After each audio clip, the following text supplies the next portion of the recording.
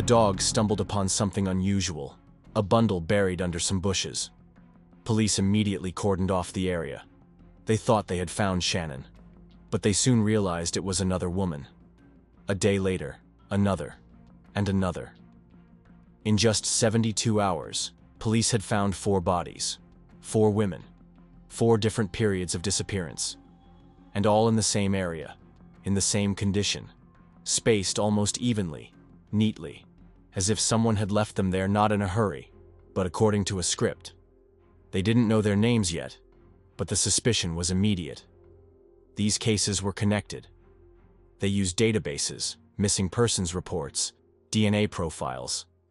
Within a few weeks, it became clear. All 4 women had previously been missing.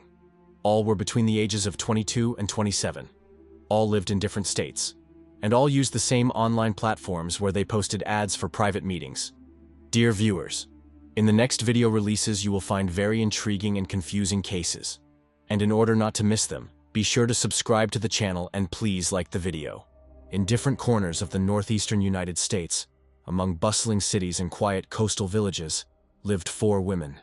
They had different last names, different accents, different stories.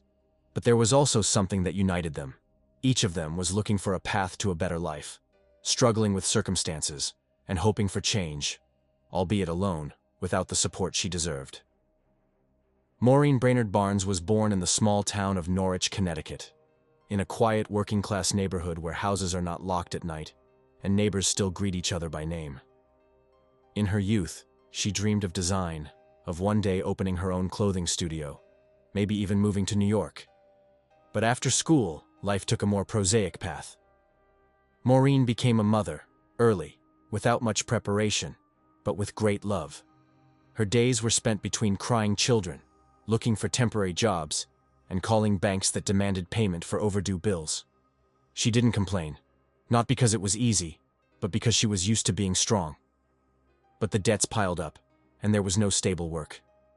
She tried modeling, worked in catalogs, posted profiles online, looked for a way out. And more often she returned to New York, where, in her opinion, she could start from scratch. There she presented herself differently, changed her name, her image, but remained the same. A woman who did not give up. Melissa Barthélemy grew up in the Bronx, among high-rise buildings with graffiti, street markets, and the sound of passing subway trains. Outwardly, she was a typical girl from the hood, hoop earrings, straight hair, short jackets. But behind this image hid an attentive, methodical nature. As a child, she was fond of hairdressing, later completed courses for stylists. Her dream is to open a beauty salon where there will be everything, from haircuts to manicures. She even took the first steps. She worked part-time in salons, saved money, rented a tiny apartment on the Grand Concourse. But even that wasn't enough. New York's expenses are unforgiving. At some point, Melissa began to lead a double life. She did hair during the day and worked part-time on dating sites at night. For her, it was a temporary compromise, something that would help raise startup capital. She wasn't desperate, but she felt the world was becoming tougher and there were fewer options. And for all her fragility, Melissa knew how to be calculating. She knew how to present herself, how not to reveal herself too much, how to stay safe, or thought she knew. Megan Waterman was born in the coastal state of Maine, in the city of Scarborough. This is not the Maine that is shown in tourist brochures, with lighthouses and lobster restaurants. This is a different Maine, harsh, everyday, where winter lasts for half a year and work is hard to find. Megan was an older sister, a daughter, a friend. She was a mother, and her life revolved around her daughter. She wasn't a shining example at school, but she was kind, always stood up for her friends, fell in love quickly, and left relationships hard. The father of her child was there, but not always. Over time, Megan moved to the suburbs, where she rented an apartment. She liked to be photographed. In the pictures, she looked confident, with bright lipstick, a serious look, and a straight back. But the confidence was often feigned. When her job ended and child support payments began to be late, she went online. She posted profiles, went to meetings, came back, and became a mother again. No one taught her how to cope with life, and she did it intuitively, every day, as best she could. Amber Lynn Costello grew up on Long Island, in West Babylon. She was a real rock and roller, in her voice, in her gait, in her choice of men. Her youth was stormy, teenage rebellion, addiction, rehabilitation, breakdowns. But despite all this, Amber always had a strong will to live. She drew, sang, wrote poetry. Sometimes she took part in improvised performances at the rehabilitation center. Amber often fell in love, with men, with ideas, with the feeling of freedom. She had a brother who tried to help her. Neighbors said, "She has a light in her eyes, but she is always unlucky." She struggled with addiction, quit, then started again. She rented rooms, looked for part-time jobs, sometimes disappeared, then appeared with a new dream. Amber never complained. Even on difficult days, she knew how to make people laugh. She knew how to listen. She posted her profiles on the internet, sometimes went to meetings, sometimes returned with money, sometimes with nothing. There were many dark days in her life, but even then she did not lose hope. Deep down, Amber wanted simple things: stability, love, and peace, which she had lacked all her life. 4 women, 4 different routes through the labyrinth of reality, where the chance for a normal life became more and more illusory with each passing year. They were not problematic, as the tabloids would later write about them. They were strong, imperfect, and each of them, deep down, wanted one thing: to be safe, to be heard, to return home. Disappearances rarely involve flashing cameras and making headlines in prime time. In reality, they often happen quietly, in the midst of routine, moving, on the silent phone, she stopped responding, especially when it comes to women whose lives don't fit into traditional frameworks. Society doesn't like instability, and therefore is indifferent to those whose roots don't fit into a simple biography. Maureen, Melissa, Megan, and Amber lived in different cities and disappeared at different times. No one looked for them right away, but over time, the silence that surrounded each of them began to seem frightening. Maureen Brainerd Barnes was the first to disappear. It was the summer of 2007. She left Connecticut for New York, telling a friend that it would be short-lived: a couple of days, a hotel, a part-time job, maybe a shoot. The trip didn't cause alarm. For Maureen, it was a routine matter. New York was a place of opportunity for her, albeit sometimes dubious.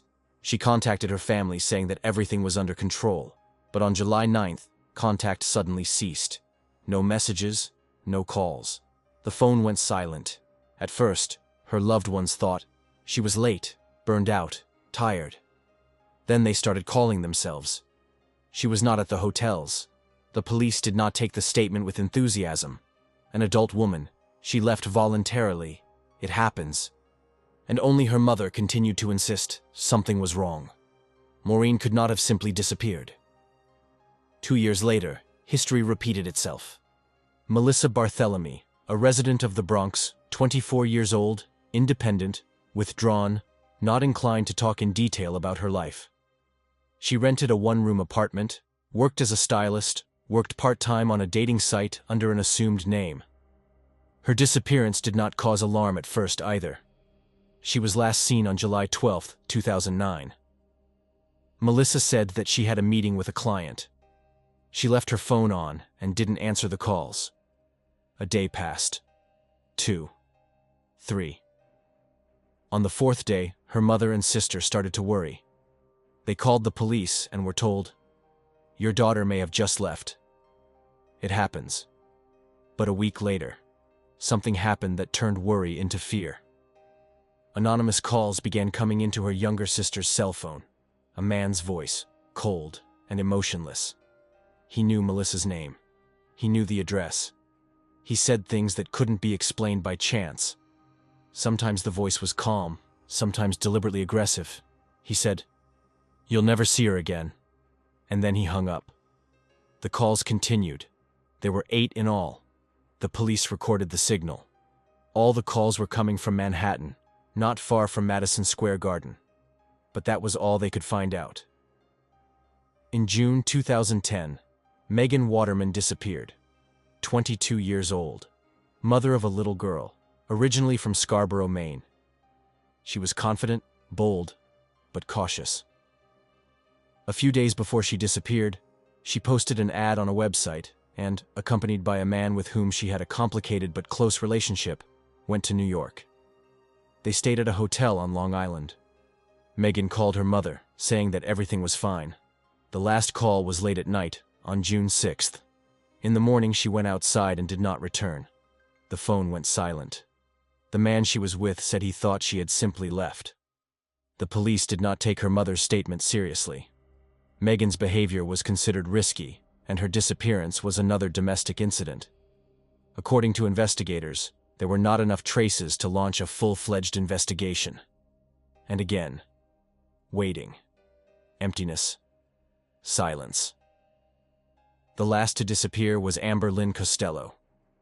On the evening of September 2, 2010, she left the house where she lived with several acquaintances. She said she had a meeting and would be back soon. She kept a schedule, knew how to protect herself. She had experience, her own conditions, her own circle. But that night, she did not return. Not the next morning, not the day after. Those who lived with her began to worry, but the police again did not show any activity. Amber was already listed in the database as a previously missing person. Her disappearance did not seem exceptional, at least not to the system. The fates of these 4 women did not intersect in life. They were not united by a common company, street, or client. Only one thing. No one heard them right away. Their silence was not perceived as an alarm signal. Their disappearance did not become a reason for an immediate investigation. Only relatives and friends continued to search, call, write, insist. But each had their own police, their own business, their own city. And so, no one connected the cases. The situation changed in December 2010. Another woman, Shannan Gilbert, went missing on Long Island. They searched for her with dogs, combing the coastal dunes along Ocean Parkway in the Gilgo Beach area. This place does not look ominous. Grass grows here, the ocean roars, and in the summer, families relax. But in the winter, it is empty, gray, as if thrown out of time. It was there, on December 11th, 2010, that a dog stumbled upon something unusual, a package buried under a bush. The police immediately cordoned off the area. They thought they had found Shannan, but they soon realized it was another woman. A day later, another, and another. In just 72 hours, the police found 4 bodies, 4 women, 4 different periods of disappearance, and all in one area, in the same form. They were spaced almost at equal intervals, neatly, as if someone had left them there not in a hurry, but according to a script. The names were not yet known, but the suspicion was instantaneous. These cases were connected. And this was not an accident. This was someone's system. What had been happening for 3 years suddenly came together in one mosaic picture. And even the most indifferent voices in the system fell silent. This was no longer a private matter. It was a series of crimes that remained unnoticed until someone took the trouble to show them to the world. And at that moment, in December 2010, the investigation began in earnest. In every big story, there is a point at which everything changes. For the Suffolk County Police Department, that point was December 2010. 4 bodies found along a deserted coastal highway in 3 days hit local detectives like an explosion. Just yesterday, these were isolated cases, disappearances that remained in the unspecified status. And today, confirmation. Before them was not an accident, but a deliberate, coldly calculated sequence. The offices froze. The realization hung over the county. Perhaps a serial killer was operating on Long Island. Initially, the investigation was not ready for the scale. Archives were requested manually. Cases from different jurisdictions were collected in parts. One of the operatives openly said, "We could have acted faster if back then, in 2007, 2009, 2010, someone had taken these reports seriously. But back then, these were just disappearances. And now, a crime series with a frightening signature and no trace." The work began with a simple one: to establish the identities of the victims. Databases, missing persons reports, DNA profiles were used. Within a few weeks, it became clear. All 4 women had previously been listed as missing: Maureen Brainerd Barnes, Melissa Barthelemy, Megan Waterman, and Amber Costello. And all were between the ages of 22 and 27, and all lived in different states, and all used the same online platforms where they posted ads for private meetings. And all this made the case clearer and more dangerous. The police realized the person involved in these crimes chose his victims consciously, not spontaneously.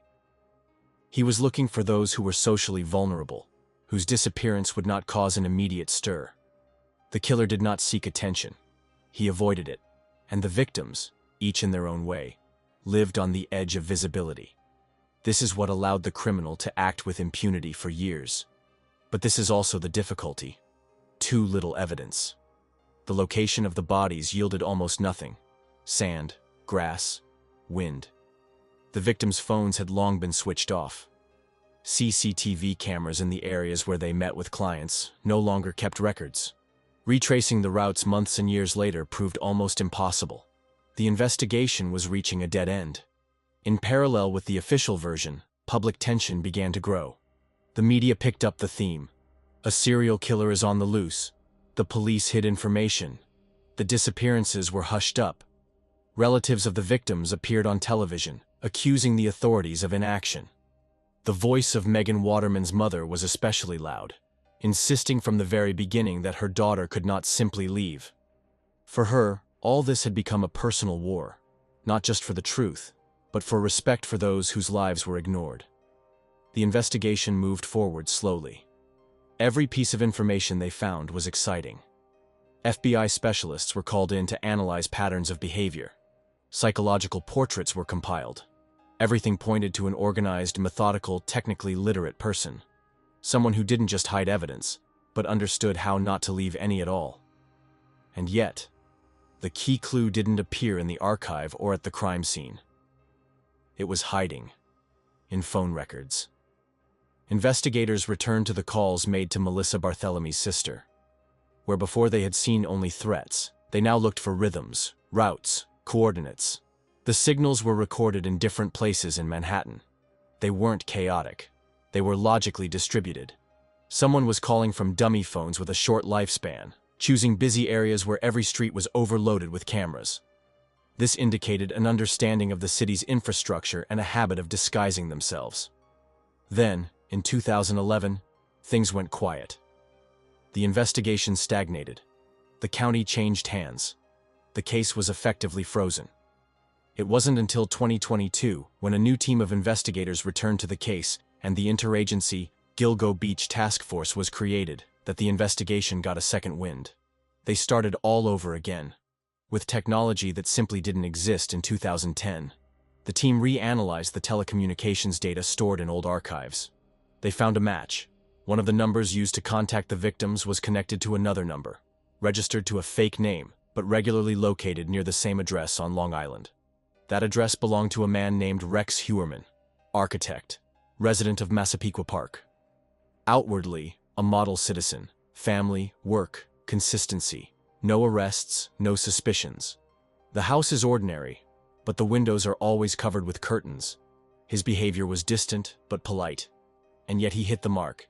Movements coincided, routes were suitable, phone numbers intersected. The surveillance operation lasted almost 6 months. During this time, agents recorded dozens of episodes, habits, trips, contacts, and most importantly, one day, DNA was recovered from a coffee cup thrown into the street trash. It matched the biological material found on one of the packages in 2010. This was the first direct evidence. By the summer of 2023, there was enough evidence. Rex Huerman was arrested and charged with the murders of Melissa Barthelemy, Megan Waterman, and Amber Costello. A few months later, he was charged with the murders of Maureen Brainerd Barnes. The investigation is still ongoing. But it was from this point that the investigation turned from guesswork into a case. Everything that had previously been fragments, photographs, calls, routes, archives, now formed into a single, eerie structure. A structure that had probably been built over the years by a man who knew how to be invisible. On July 13, 2023, Long Island woke up in a different reality. On a quiet street in Massapequa Park, where lawns are usually mowed on Saturdays and neighbors greet each other with respectful tension, FBI agents, Suffolk County Police, and forensics experts showed up. They were there for a reason. This house had been under surveillance for a long time. And that day, a little after noon, a man was arrested whose name became known to the whole country in a matter of hours.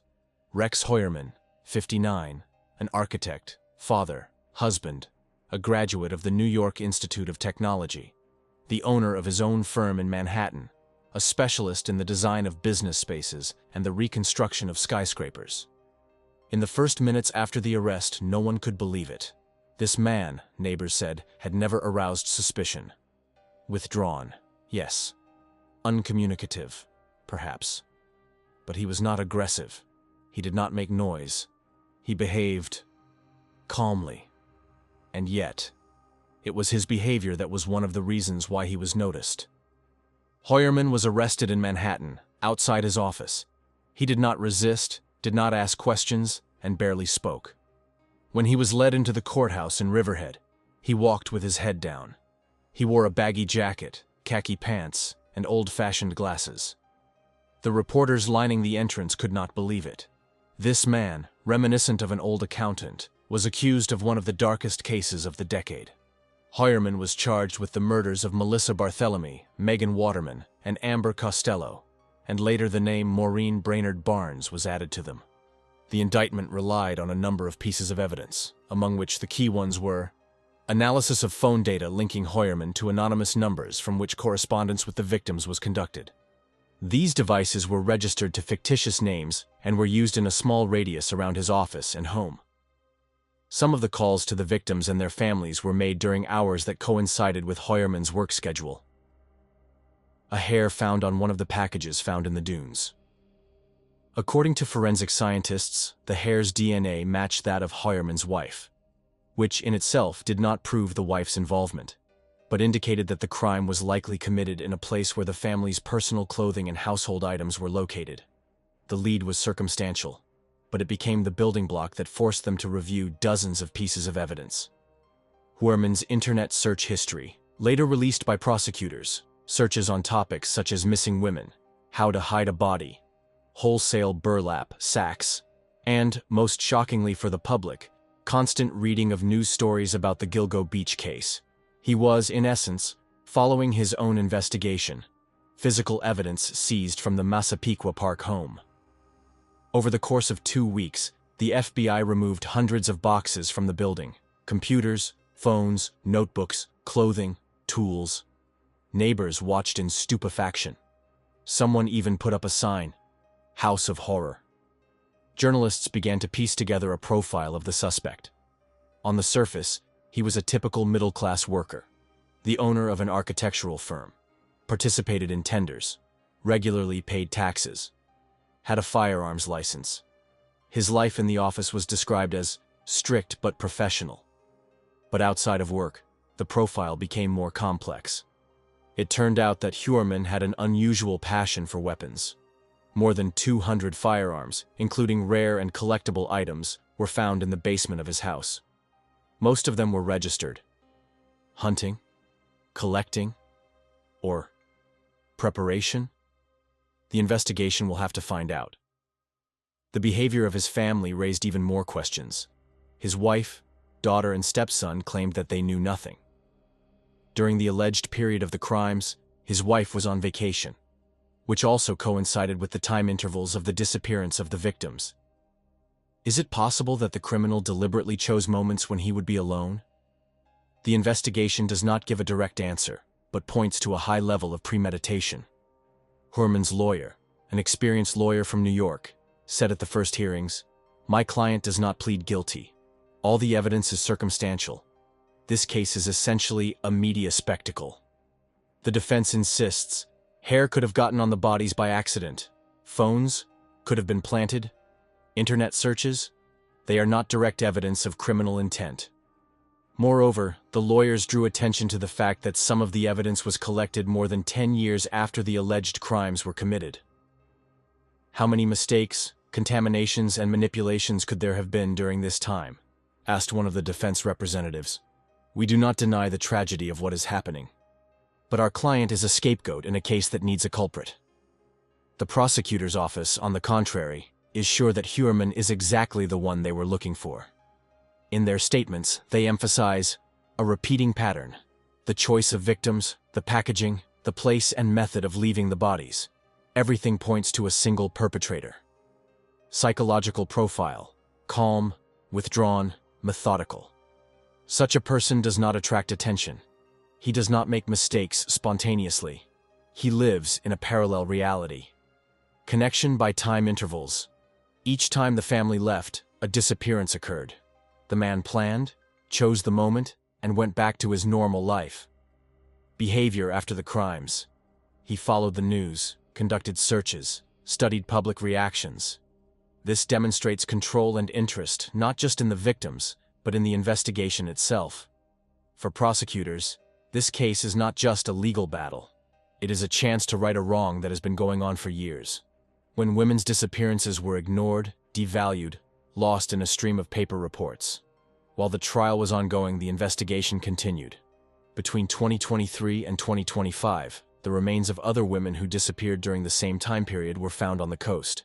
Some of them were identified as Jessica Taylor, Valerie Mack, and Sandra Castilla. All cases have features similar to the Gilgo 4. Some remains were found long before Huerman's arrest, but formal charges are only now being formed. The trial is ongoing in parallel with the investigation. Prosecutors have openly stated that the charges against Huerman may be expanded. Additional cases are already being considered. The public is waiting. How many victims were there really? Were there accomplices? Did anyone close to them know? Why did it take more than 10 years? The Huerman case is not just a trial of a man. It is a trial of a system that allowed this man, if found guilty, to act with impunity for a long time. Why were the disappearances not combined earlier? Why were the family's statements ignored? Why were police files not communicated with each other? There are no definitive answers to these questions yet. Meanwhile, the judge has ruled that the case will be conducted in stages. Given the complexity, scale, and public outcry, the prosecution and the defense have been given additional time to gather evidence. Huerman himself remains in custody without bail. He is being held in an isolated cell, without contact with other prisoners. His defense is preparing a multi-volume strategy. Prosecutors are calling witnesses, forensic experts, digital experts. The trial could last for years. The verdict is unknown. But the case has already changed a lot. Women whose names were listed as missing for years are now officially recognized as victims. Their stories are being heard. Their lives are being remembered. Maureen, Melissa, Megan, Amber. They weren't just lost. They were systemically forgotten. But now, finally, someone is answering for them.